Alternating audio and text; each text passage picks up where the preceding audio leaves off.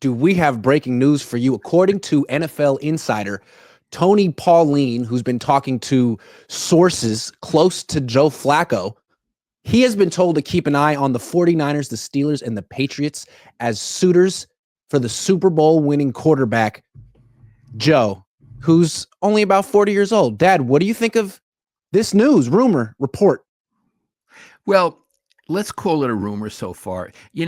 I'm not sure how seriously to take this stuff because about a week or so ago, somebody said there might be discussions in the 49er building about Pete Carroll as a defensive coordinator, and you see how that worked out.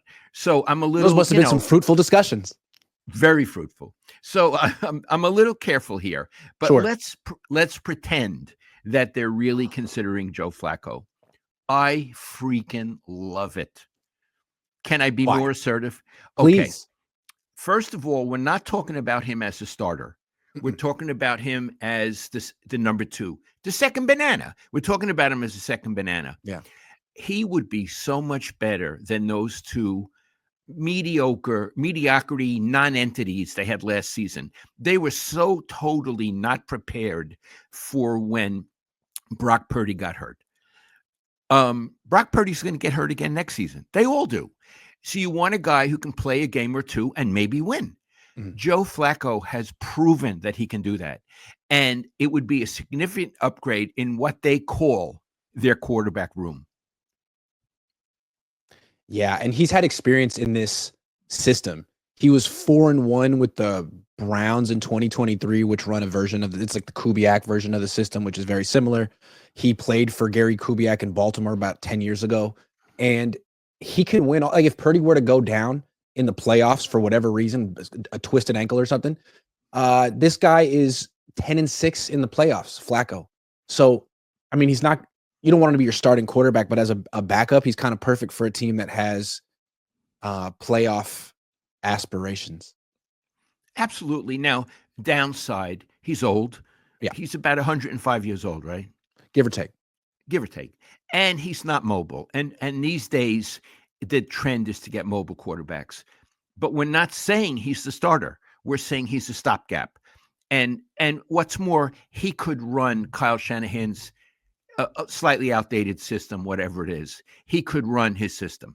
Yeah, and they could get a mobile quarterback too if they wanted to take on a project, even though they never really succeeded with Trey Lance. If they wanted to do another one, there's 3 spots on the roster for quarterbacks, but bringing in Flacco would be great. He's different than Purdy. He can't move like Purdy, but he has a much better arm than Purdy. And if the 49ers were really rolling, winning, people were healthy, and Purdy were to go down, I think Flacco could step in and win.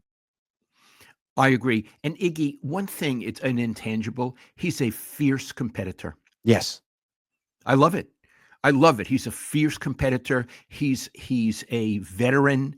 I believe he's a bright quarterback. Maybe not as bright as Patrick Mahomes, but who the heck is? So yeah, Iggy, I would even go this far. I'm not all that impressed with some of the things the Niners have done for their postseason. This would be a hell of a good move, and I would really praise them for it if they could pull it off, as opposed to getting some nobody. Yeah.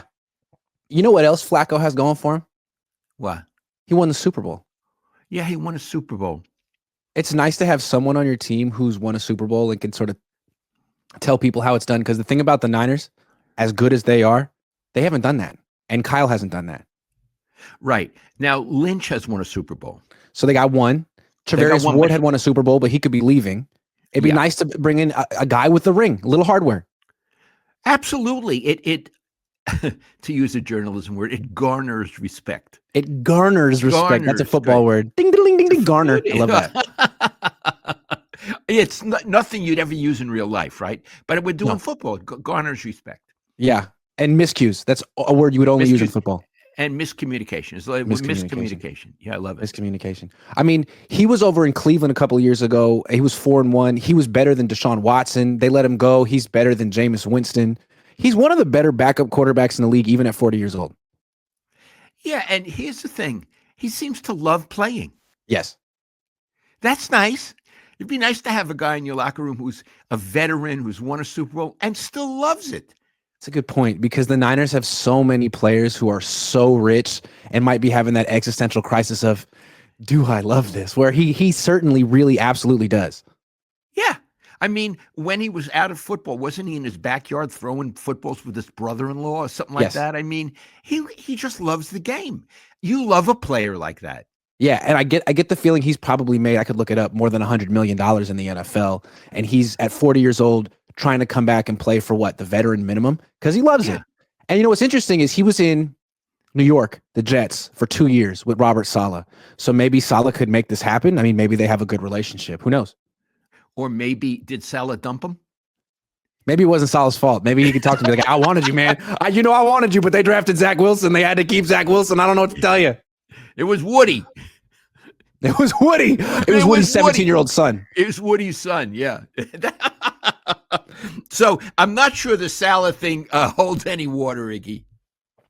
Yeah, we'll see about that. John Lottie says no faith in Mordecai. He's on the practice squad. He can stay on the practice squad. Let him do something, but I like him. Is he mobile? Yeah, he is mobile. He is. I'd like to see him play a little. He was actually pretty good in the preseason. I'd like to see him do that again. Iggy, have you ever talked to him? I haven't talked to him. No. This year. Is he in the room? He's in the room. You should say hello to him. Tanner. Big fan of your work, Tanner. No. Hi, I'm Grant Cohn. How you doing? Hey, That's Tanner, how I used to do it. And some of them would say, yeah, so you're... I've heard of you. I've heard of you. You're that bald one. I know you. That's what Willie Mays once called you. That bald one over there. Thanks, and Randy Moss, too. Oh, he called me... Am I allowed to curse here? I'll let you do it. He called me a bald motherfucker. I think you got to take a certain amount of pride in being called a bald-headed motherfucker by Randy Moss. Yeah. That's pretty cool. Randy, by the way, is very ill. And so, Randy, we're remembering things past, but I hope you're okay, guy. Cheers to you, Randy.